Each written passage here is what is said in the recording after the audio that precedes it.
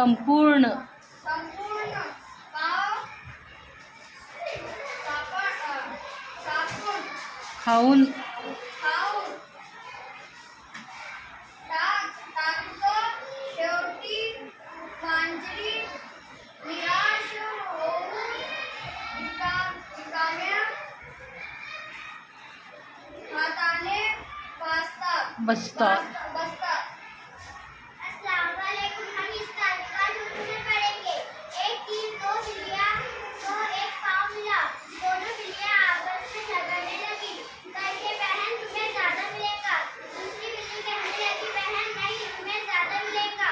उधर से बंदर ने उन्हें देख लिया और कहने लगा रुक जाओ मैं आ रहा हूँ। मैं अभी आपस में झगड़ा मत करो। मैं आ रहा हूँ। मैं अभी मसला हल कर देता हूँ।